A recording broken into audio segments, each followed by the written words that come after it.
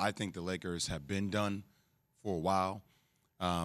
Just think about what happened last night. They lost to the last place team in the entire NBA. The last place team.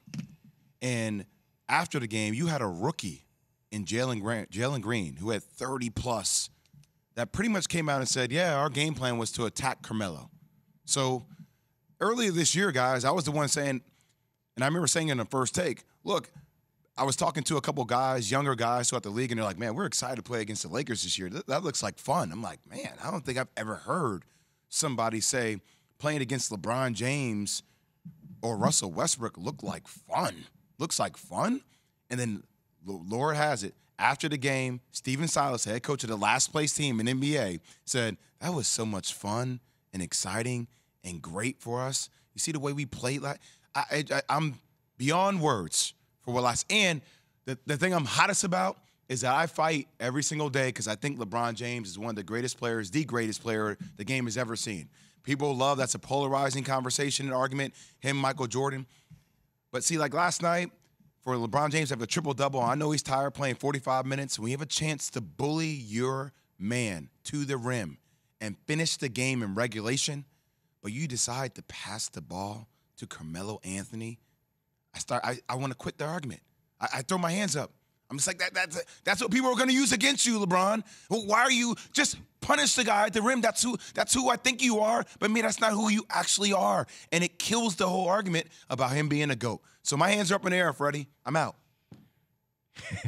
Here's the deal, and there's no other way around it. And you're right about LeBron's greatness. That's not new news here.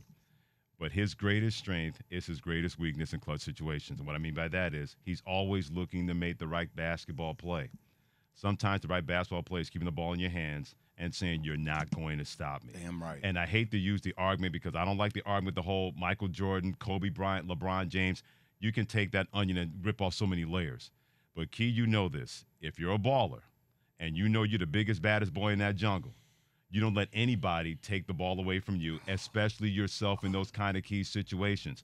His greatest strength at times, his greatest weakness, that he's always looking to make the right basketball play. Sometimes the right play is to keep the ball in your hands and say, no one is going to stop me, especially me. Yeah, I think, that is true. And LeBron's had that problem in the past and been criticized for it in the past. I think that's his style. That's his play.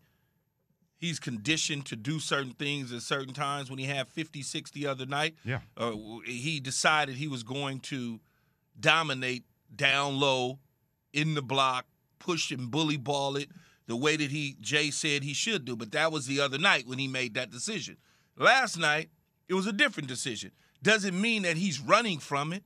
Doesn't mean those sort of things. It just means that's what he wants to do. There's been other times, and I'm not his defense attorney in this situation whatsoever. But there's also, it sounds like it, but there's also other times where he's made that right play just like he did last night, and they drained it, and nobody said anything.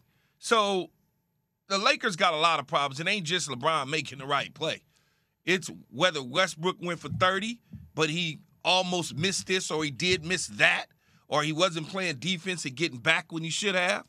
It's AD being hurt. It's LeBron James at times being in and out of the lineup. It's all of the things. Frank Vogel's supposed to be a defensive specialist, but yet and still you surrendering 140 points to teams. I mean, it's a lot. Now, as far as them being done, I ain't saying they done till they done. Okay? Just because I know how the world of sports operates. Sure. Anything can happen. Shut up, Jay. I'm not even saying anything. Yeah, you're still laughing. Because you're ride or die. That's who you're a real G. Here's my only problem with the Key.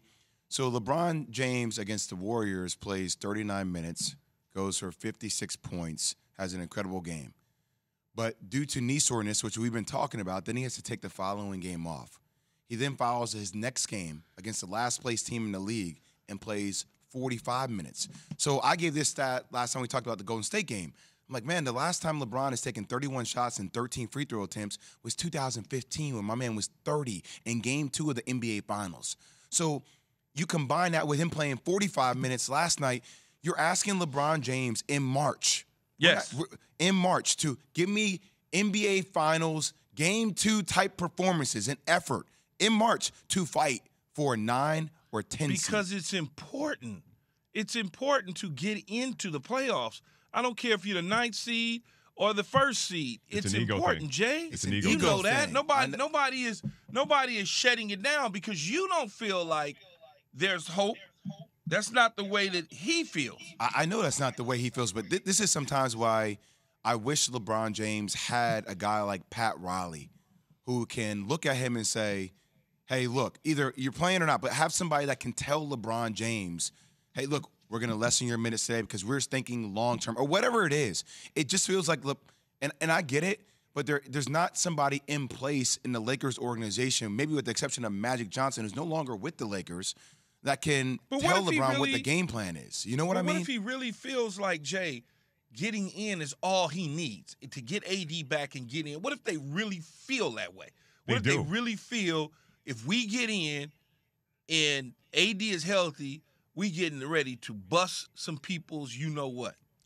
But that's, Key and Jay, that's exactly how they feel because that's what they're banking on, to be honest with you. When AD comes back, everything's going to be fine. And that's a dangerous path to take or try to take if you're the Lakers. AD hasn't played ball in a month and a half, man. AD hasn't played ball in a month and a half. You think he's going to come back the last 14 games and all of a sudden this team is just going to figure it out? Man, they're going to figure it out? Enough to get into the playoffs, and then you go from there. That mentality is where the Lakers are where they are right now. Yeah. Waiting for a greatness to reappear, and all of a sudden it's not going to reappear.